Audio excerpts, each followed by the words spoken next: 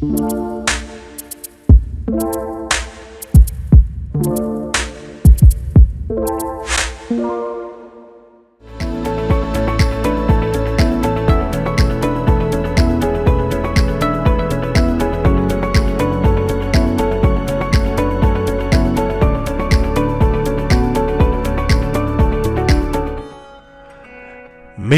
newspapers, audience, design, cutting-edge content, multimedia platforms, beyond logo, graphic elements, and color. From broadsheets to tabloids, to Berliners to A4, from black and white to color, from breaking news to exclusives to niche, from print to online, and now mobile. A question. Can design save the newspapers? Peaks are stunning and valleys can be green when viewpoints are malleable, product usable, and quality valued over clicks. What's the story? You didn't alter how stories were written. You simply solely had color images in a newspaper. We prepare content for square formats, rectangular formats, and they're consumed in linear formats. They say that bad design shouts at you, whereas good design is a silent seller.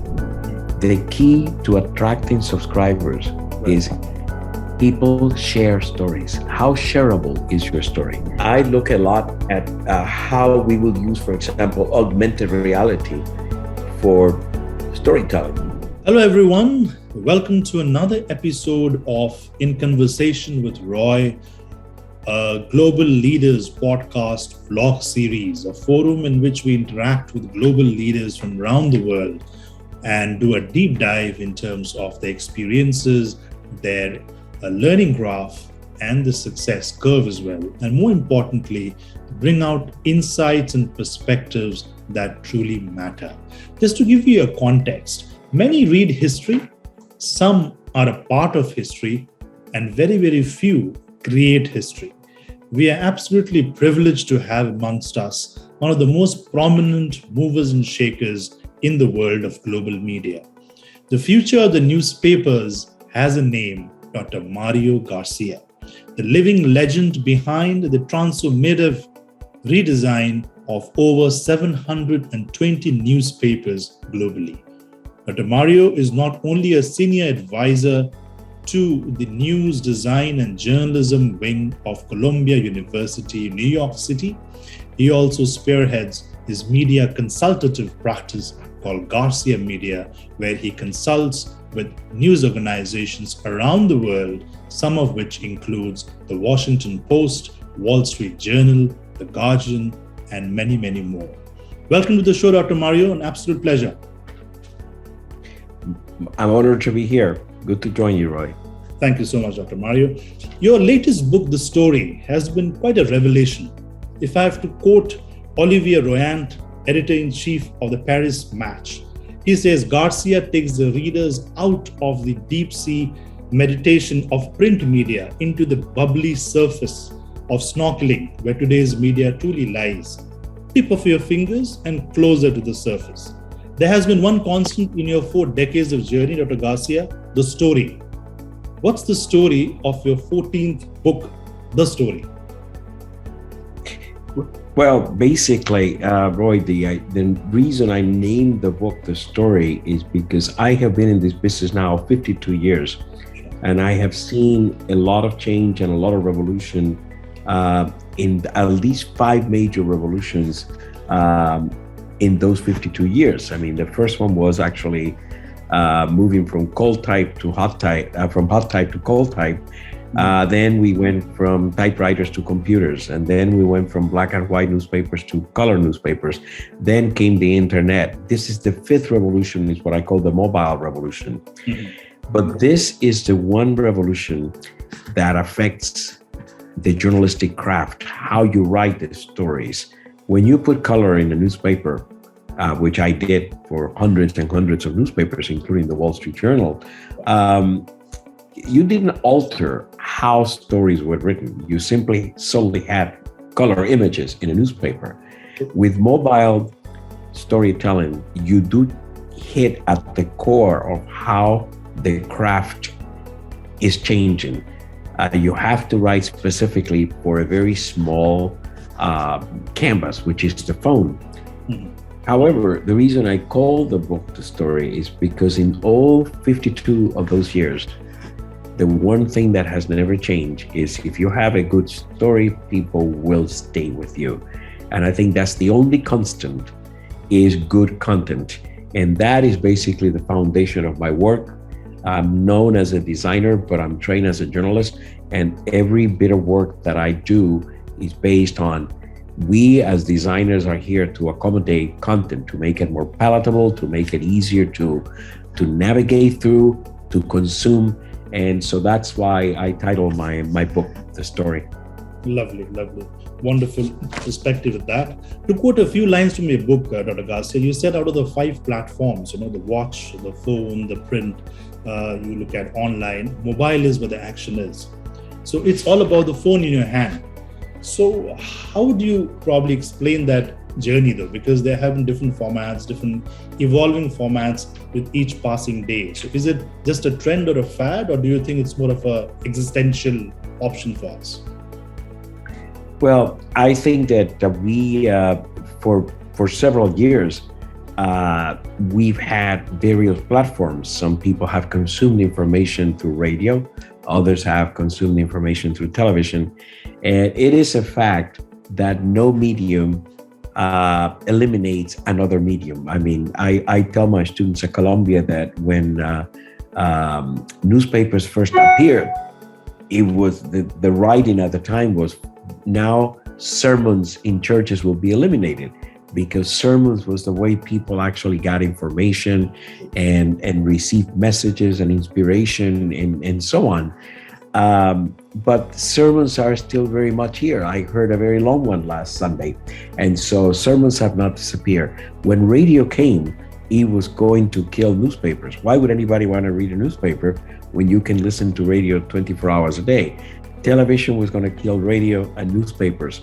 And of course, the internet was going to kill the rest. I don't think that this is going to happen. What the challenge for journalists and for anybody preparing information, whether you're a corporate communication person or a journalist, is time. We are constantly bombarded by an avalanche of information, 24 hours, 7 days a week.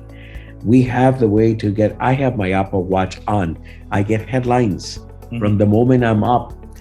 I'm getting headlines on my watch. Yeah. Some I ignore, some I react to. If I want to read more, then I turn to my phone. When I open my door, pretty soon here in New York City, I will have a printed copy of the New York Times outside my door. So I'm one individual. By now, I've mentioned 3 platforms. Yes. I started at 6:30 in the morning with headlines on my watch. I've read some of those headlines in here. If I step out my door, I have the New York Times in print. At the same time, I have an iPad and I have a laptop computer in which I'm communicating with you. Right. So I'm one person with 5 platforms surrounding me. Many of the large media companies today already introduce other platforms. They give you goggles so that you can get into augmented reality and virtual reality. So for people who are in this business, the idea to remember, and I train my Columbia students this way, is one size does not fit all. Yeah. And this creates a challenge in the newsrooms. At this point in time, many newsrooms are working with reduced teams, not only because of the pandemic, but economic reasons before the pandemic. But at the same time, the demands for that newsroom are greater because the story you prepare to be consumed on the phone is going to be very different from the way that story will appear in print. Let me illustrate this. When you write for, and that's the foundation of my book, The Story, is a mobile storytelling book. When you write for mobile, you write exactly the way you communicate when you're having a WhatsApp conversation, okay? So if you're having a conversation with a friend of yours, You just went into the Metropolitan Museum and you're sharing that experience with your friends on WhatsApp. You say, oh my God, I'm in front of a beautiful Picasso painting. Picture. And the crowds are tremendous at the Metropolitan Museum today. Picture of the crowd. And just outside, look, typical New York, they're selling hot dogs outside them. Picture. You write and you show. You write and you show. In print, it's the opposite. First you see, and then you read. So there are two dynamics going on in here. But yet, 80%, 75 to 80% of all the communication that is presented to people in the world today, whether it's corporate or journalistic communication, is prepared for platforms which is not where people are consuming it. You still prepare content in most newsrooms, magazines and newspapers for print editions, and yet 82% of the population is reading this on a mobile device. So you can see a juxtaposition there of how we prepare the content and how the content is consumed. And so this has to do, at the basis of everything I do, is the concept of we prepare content for square formats, rectangular formats, and they're consumed in linear formats. So in all of my workshops, in all of my classes, I do not allow anybody to bring square paper. If you have a piece of square paper in front of you, fold it in half so that you see linear movement. That is the way to go today. But if you're going to prepare content for print, you obviously have to rewrite the story, because if you've told me, oh, look at this video of the Picasso painting, well, there is no video in print, so you have to rewrite the story. So there are many challenges, but I always tell my clients, no matter how you get there, you simply cannot ignore the fact that we are in a multi-platform environment and people consume information through various devices. Correct. True, sir. True. I think there's a parallel question that I was about to ask you, is that as we move away from print to the digital strategy or digital first strategy that was not some time back though, now to the mobile first strategy, you're the two pillars of monetizable news organizations, mainly the content and your audience sets. That has also evolved over time. And as we move away from, let's say, advertising revenues to consumer revenues, the whole philosophy, the whole vision of how a news organization, and by that manner, the content that they kind of curate and dish out, how is it perceived by the milieu outside, be it your millennials, baby boomers, the Gen Zs of the world, and so on and so forth. So, and I mean, it's easier said than done. I think you would have consulted with so many organizations, and I'm sure there is both a balance of the old and the new, a lot of resistance to change. And I think the journey is not very linear, probably from that point of view. Would you agree? Yeah, well, what I was talking about just a few minutes ago is the craft of journalism, how you build stories. Again, to recap on that, in print, you first look at the photos. If I was doing the Metropolitan Museum story in print, you will have 5 photos. The hot dog vendor, the Picasso paintings, the crowds. You first look and then you read. In print, you'd never interrupt the text to put a photo in the middle. The opposite and the other side. Having said that, you mentioned millennials and you mentioned, Generation Z. The younger readers have a voracious appetite for information, but they are not very quick to pay for it. They really know that they can get information here, there, and everywhere. Most of their news information begins in social media. They get a link in LinkedIn, in tweets, in Instagram, Twitter, Facebook, and then they go and read. So the challenge for the publishers in terms of the economics of journalism is, how do you attract these people? And the answer is creating a product that is essential. I cannot live without this. This newspaper, this magazine helped me survive, helped me find the best restaurants, helped me find the best personal trainer, the best gym in town, gives me the best recipes. Food is extremely important. If you're not dealing with food in your content strategy, go for it. And so I think that we are in 2022 seen a very good revival of introspection in terms of content. Publishers everywhere are now going crazy. How are we going to attract subscribers? They already know the answer is premium content. You have to have something that the others don't have, or you have to have content prepared specifically for different platforms. You have to update stories. That means your newsroom has to be a mobile first newsroom, where the story you read at 6:30 in the morning when you got out of bed, by 10 o'clock in your first coffee break has been updated. And so these are the issues, Roy, that seem to be so simple, so intuitive, so matter of fact, but they are not, because they cost money. They alter the way we've always done it. You have, I visit newsrooms every week of my life. I'm in a different newsroom. And in many of these newsrooms, they've already done the architectural changes. The walls came down, the chairs are different. They sit people, but when you sit in their meetings, they are still planning. The planning meetings are as if this was 1992 and there was no internet around. They are still planning a printed newspaper. That, I think, will be around for 10 more years, because you have a lot of 55-year-old editors, and age has nothing to do with it, but you have a lot of editors who carry the legacy of print. They romance print. Right. And I always say, I romance the story. For me, the story is what's important, and you have great ways to tell those stories. But I think that transformation begins in the newsroom. The dynamics of the newsroom have to change to accommodate living in a multi-platform environment. And that is tricky, but it can be done. Very true. Very, very, very interesting though. In fact, I just kind of recollect in one of my episodes, I had the chance to interview Achilles Saltas, who was the senior vice president for New York Times.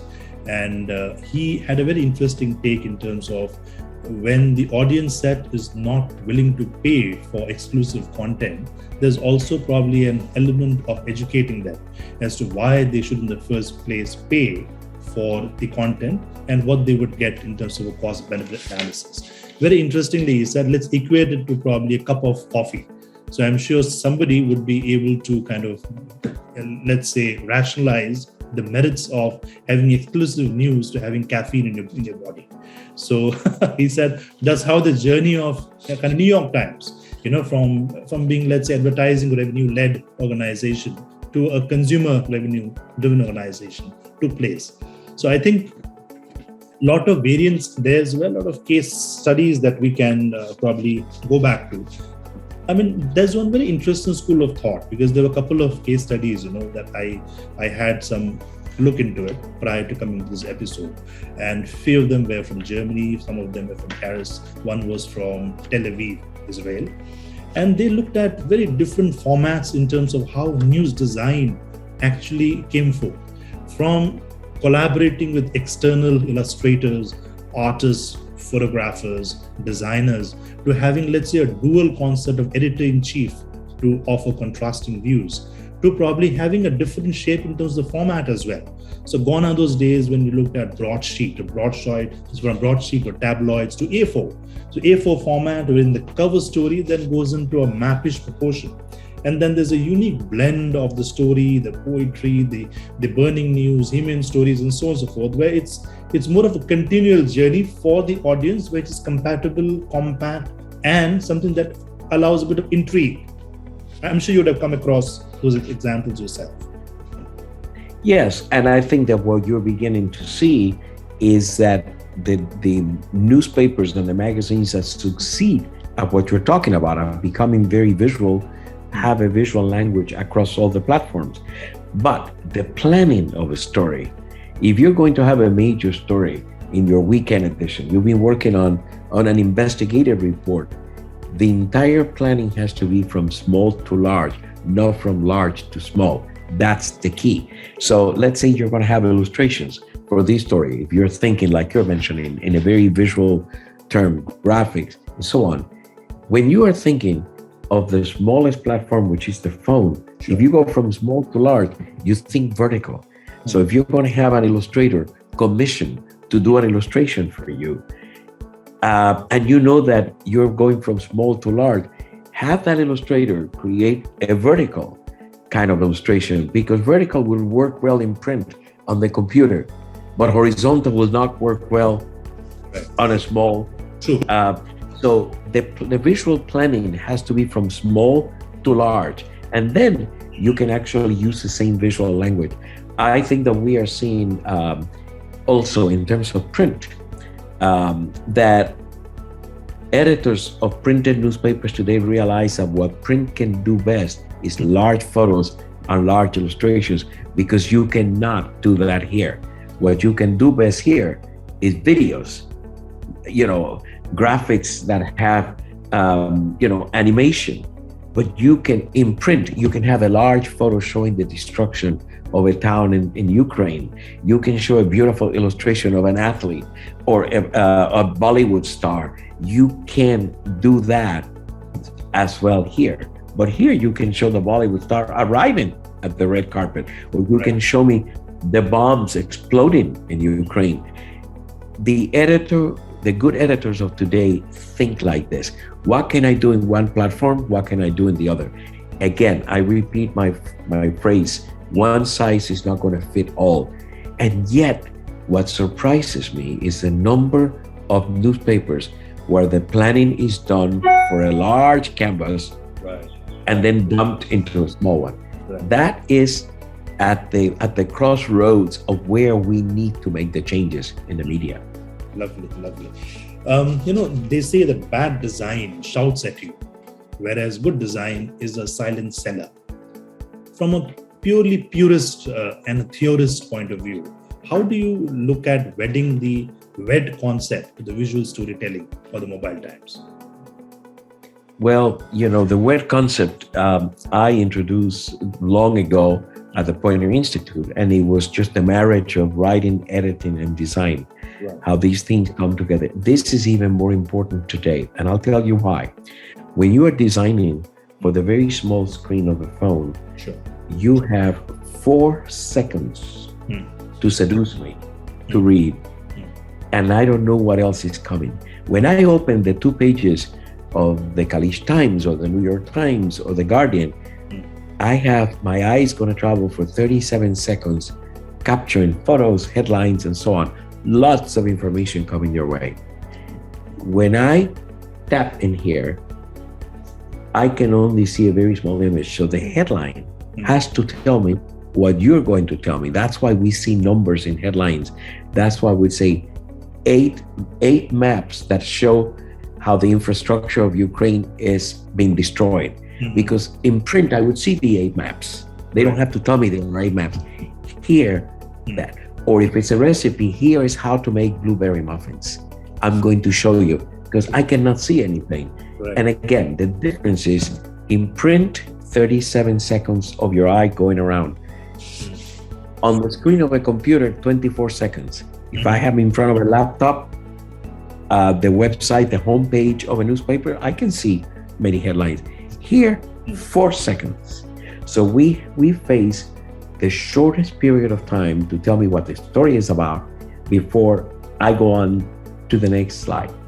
Even a 2-year-old knows that if you scroll up, something new happens. Right. And therefore, again, I go back to the challenges. The headline writing has to be very precise. On the phone, you have no room for abstract headlines, The art of good wine is good for a magazine. Here is the 8 best wines for your spring table. Specific. We're going to show you the 8 best wines you can buy this spring. So journalistic skills are going to be at a premium. You have to be a better headline writer. You have to then, in the first screen, what is a visual that gets me going? We already know that here, if a story begins with motion, buildings coming down, or somebody putting eggs into a skillet, all of that will be much better than a static. Again, print is static, mobile is motion, animation. These are things that have not filtered through many newsrooms yet. Legacy, the white elephant in the room, is a printed newspaper. Very true, very true. Right. And in the context of newspaper design, though, how are we to correlate design thinking in terms of design sprint? How do we evolve, let's say, from captivating design philosophy to a clickbait tactics? Well, again, we already know that motion is better than static, number one. Number two, if you have a story and all you have for visuals is a photo gallery, people are not going to take to that as well as if the imagery is in the middle of the text. So photo galleries are from another era. Photo gallery is print thinking into mobile. You put all the photos together. Here, you want to tell me the story with the images woven into the texture of the story. That's a key point that I hope everyone in your audience who is involved in content creation will remember. Okay, and would you generally go through the entire design thinking process, which is in terms of looking at the 5 steps, the ideation, defining, testing, prototyping, and all of that, and this goes into a circular motion. Exactly. You follow the same process. First, you do an outline, a visual outline, but normally these outlines are done by hand. Right. You have an idea, you conceptualize it. Then you take this outline and apply it. In mobile design, we call any element that is not text is referred to as a visual asset. Right. And so, for example, tomorrow in my class at Columbia, I will be dealing with their final project, and they all have to have the outline of their story and the first screen. Right. In today's environment, reporters should be trained to pitch their story with what will be on the first screen. Mm-hmm. Do a doodle. How would you seduce me? And most importantly, the key to attracting subscribers is people share stories. How shareable is your story? Right. So one of the requirements for my students tomorrow when they pitch their story is, what is the most shareable element of your story? If they cannot in 2 minutes come up with what is it that people will share from my story, then go back and review, because in today's environment, before you even think of the lead paragraph of your story, you think is, what will people share from my story? And you need that in the headline and in the first paragraph. Yeah. I think that this is what I refer to as the journalist, as a marketeer. You have to market your story. I require that of my students. When they've turned in their final story, they must have, how would you promote your story on Facebook, on Instagram? Because stories have to be promoted. People have to know that the story is out there. So again, I go back to smaller staffs in newsrooms, larger challenges. The journalist has to be better. You have to be a better headline writer. You have to be a visual thinker, and you have to think across platforms. That's a tall order. And the course I teach is called multi-platform design and storytelling. And these are students getting their master's degree from Columbia. But when they graduate next month, they are really multi-platform journalists. But these are 23-year-olds. The editors they will work for haven't had this training. And I prepare them for that. In the last 5 minutes of class every Monday, I play the role of an editor, your boss, how your boss thinks. Your boss thinks more in terms, even if they are digitally minded, they're not thinking mobile. Mm-hmm. If they made the transition from print to digital, which is good, they now have to transition from digital to mobile. Mm-hmm. And so I prepare them for articulating what they want to do to an editor who may not understand clearly where this person is coming from. So we're in a transitional phase in the media, for sure. True. So when the students get trained in terms of the design thinking rigor, if I may call it that, so it's more of a playbook, right? The 5 elements of design thinking: empathizing, you look at defining it, then you look at the ideation stage, prototyping, testing it, coming back to the versions of the sample studies, random interviews and all that. So that is generally the playbook or the so-called architecture on which the design thinking philosophy moves forward. Yeah. The design thinking follows that step. I think that there are 2 differences here. Sure. In terms of design thinking, when you design for print, you design basically for your brain and for your eye. Here you design for the finger. So one question for the designer is, how much engagement is there for the user? Can you tap and see an animated graphic? Can you tap and see a video? Is there a question that I can answer yes or no to? Engagement. So those are areas, but again, the steps of the design are the same. First you sketch and then you prototype to see. And again, another major difference, in the days of print, there was always one magic day when your work appeared. Here, you practice as you go. I mean, knowing that you can correct 2 hours later, you can make your design better, or tomorrow you can improve it. And so I think that it's a faster process today, and you really rehearse in public more than we ever did with print. Wonderful, wonderful. One of the most celebrated news designers in the world, if I'm probably pronouncing his name right, Jackie Kutko, I think is somebody even you would probably know as well, whose publications in Europe have kind of been given the News Design Award globally, very consistently. He says, create the whole newspaper as one music composition rather than disparate parts. That's a very interesting anecdote, though.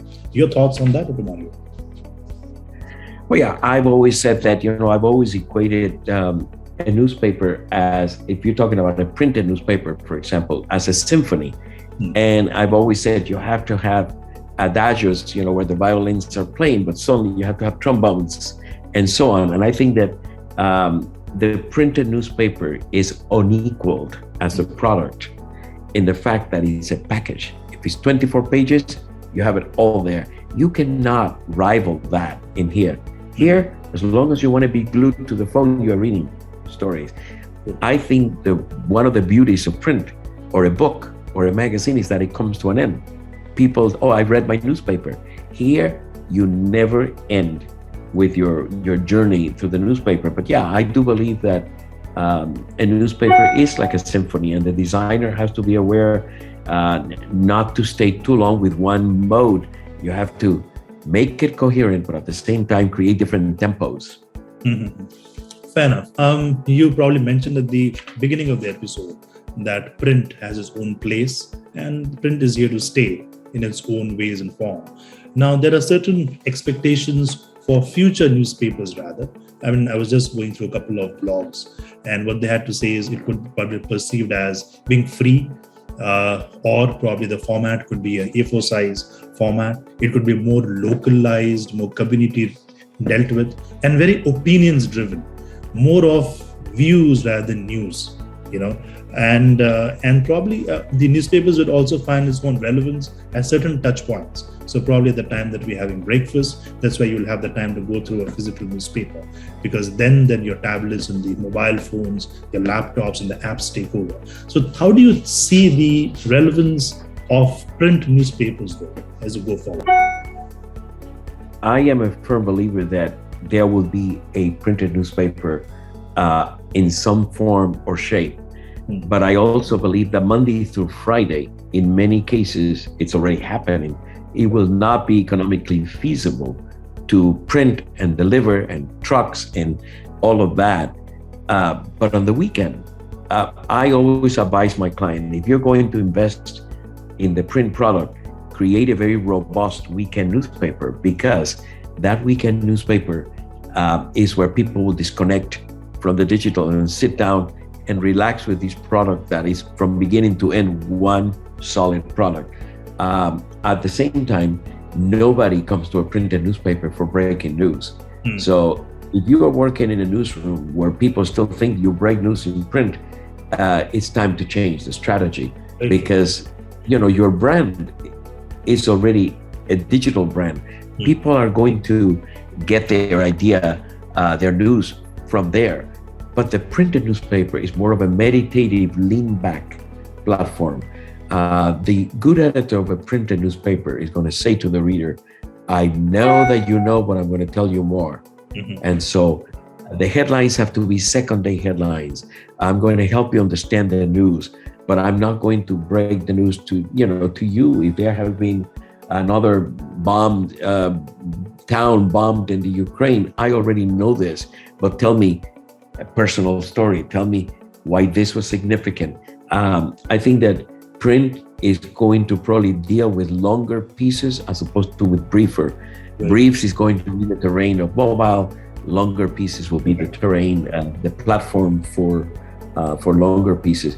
And yet the dominant will be mobile. I think that more and more we will be consuming information on mobile devices, but the print newspaper will play a role. I, for example, fail to understand why so many newsrooms still close the print edition at 2:00 in the morning, waiting for the results of sports. Who is waiting for this? I think the Scandinavians are ahead of the pack. Most of them are close their editions at 8:00 at night. And then the e-paper is available for people to read tomorrow's newspaper on their iPads tonight. Correct. So, yeah, I think that this is the way to go. Have the print product, but don't treat the print product like this was 1985, because it isn't. Very true, very true. And so probably, what I shared earlier, I think the print newspapers ought to probably focus more on views rather than news, where people will value it for the insight, detailed rationalization, analysis, rather than giving news which is already stale. It's available everywhere else. Right, and it begins with the headlines. If the headlines tell you what you already know, you put it down and say, I already know all of this. In a printed newspaper, the last thing you want to do is remind someone that this product is obsolete. And so the headlines always have to move you forward. The headline moves you forward, doesn't repeat what you already know. Exactly. So, right. In terms of your long journey, 4 decades of doing what you do best, any probably news design transformation stories or case studies out of the 720 odd news organizations you dealt with? Anything that comes back to your memory in terms of a very complex, very intertwined project, and you look back upon and think about it very fondly? Could you share with us a couple of examples of that? Yeah, I think that in my book, I mentioned real change in 3 of, right now I'm in project 749. So by the time I wrote the book in 2019, the Wall Street Journal, El Tiempo of Colombia, and the Zeit of Germany stand out as projects where there was real big change. The Wall Street Journal is 1998 and they had no color. And so to put color into an iconic newspaper like this was a major challenge, but it was done, and it was done successfully because there was a mentality open to change. The Zeit is the intellectual newspaper of Germany, and it was 1994. Again, they didn't even have photos. It was illustrations, lots of text, and no color. Making that transformation was memorable. And sometimes in the middle of that process, I felt like quitting. I said, I'm not going anywhere here. But eventually it happened. El Tiempo of Colombia, it's a very good newspaper. It's one of the best newspapers of Latin America in Bogota. And I remember that this was the beginning of my thinking with the team of El Tiempo in terms of we don't need to have a 7-section newspaper Monday through Friday. People don't have the time to read all of this. So we condense it to 3: what you must know, what you must read, and what you must do. And in those 3 sections, all of the content of a newspaper appeared. And it was successful. But the projects that I do today are even more challenging, because right now, more than the design, my work is based on transformational strategies. How can you create a newsroom that aims to think in terms of small to large as opposed to from large to small? Lovely. That it involves visuals, but more than that, it involves a change of mentality. So I'm enjoying the challenge of visiting these newsrooms and working with editors who are in a transformational journey. Correct. And would you see, Dr. Mario, as more of a format change, really? You have seen broadsheets to tabloid, to your leaders, to black and white to color, and then poster-driven story narrative to typefaces to different fonts to typographies. So, do you think that that's a real juice really in terms of looking at news design going forward? I think those elements are still important. If I were creating a print newspaper today, let's say I had a client who says, we would like to have a printed newspaper. Smaller would be better than large. I would do a Berliner or a tabloid as opposed to larger newspaper. Typography continues to be extremely important because, again, you want to have that common visual language. So it has to be type that is easily accessible and legible in a small format, but at the same time that it will look good in print. And most important, color. Color places a very important role in mobile, specifically because of color coding. When you are reading on the phone rings, the phone takes you to Instagram, to Facebook, you have email, you have this, and somebody's calling you. And so color coding helps you identify where you are. Color coding tells you, oh, you're in the business section. Orange is for lifestyle, green is for business. So all of these design tools that we have used through the ages become even more relevant today for the designer. Lovely, lovely. And how do you see the East really coping up with the West in terms of avant-garde news design philosophy? If you look at the Middle East region, specifically in the UAE, you would have dealt with a lot of media groups here. So your thoughts rather in terms of what could be the stumbling blocks forward as we evolve in that direction? I think that if you really would like to see more innovation in terms of design and in terms of digital thinking and so on in the world, it happens in Scandinavia, actually. Newspapers in Norway, in Sweden, in Denmark are really always at least 1 year ahead of everybody else in this type of thinking. In the UAE, I have been engaged with the Gulf News for many years. I have been most recently engaged with the Khaleej Times, and the Khaleej Times is going through this transformation. You probably see it because you're there on a daily basis. There are more mobile stories, linear storytelling, where you blend in videos and images with the story. This is happening. In India, I am working right now with the transformation of the Hindu, and in Chennai, and in that southern part of the country, the Hindu, as you know, is a very iconic newspaper. It's one of the best regional newspapers, and so these are transformations that are taking place. The Hindustan Times also made some changes before the pandemic. I work with them. So you're seeing all of these newspapers in Asia, in the Middle East, beginning to make changes little by little. So progress is being made, but it's slow progress. I would say that 25% of the newspapers of the world do mobile storytelling. Right. Fair enough. And if I may ask, who has been your idol in life, Dr. Garcia? Anybody that inspired you? Sorry about my cough. No, it's okay. We are in sore throat times. Yes. Any particular idol in your life, though, who has been a true inspiration in terms of making you who you are? Well, I cannot mention one specific reference. But I am very inspired by artists. I am very inspired, for example, one of the most inspirational artists for me is the Dutch artist Mondrian. Mondrian. He worked with squares and he worked with modules. And I think a lot of the work I do in newspapers is being inspired by Mondrian. So I'm also inspired by Salvador Dali, not because I do melted clocks in my design, but the ability to see beyond what everybody else sees. How daring to do some of this, which might be considered crazy. I think, I'm 75 years old, but I'm still I deal on a daily basis with the most revolutionary of the platforms, which is the phone. And so a message for your listeners, age has nothing to do with it. I deal with 50-year-olds that I have to tell them, get moving and get with the program. They are, my motto is don't lament what was, but celebrate what is.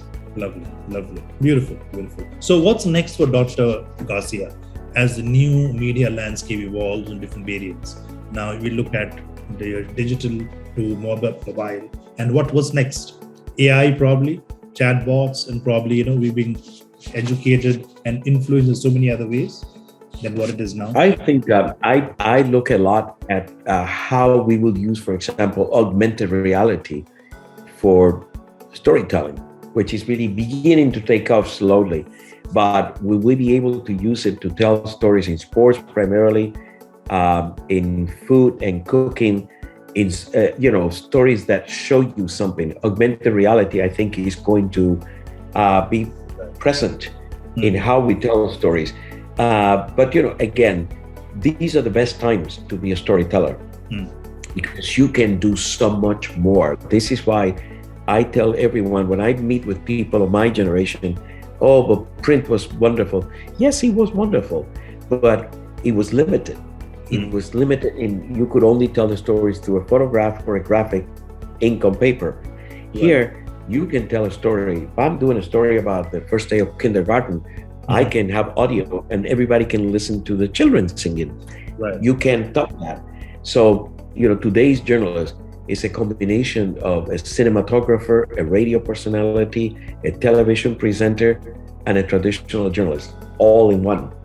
Lovely, lovely. And there's so much that we know about Dr. Mario Garcia.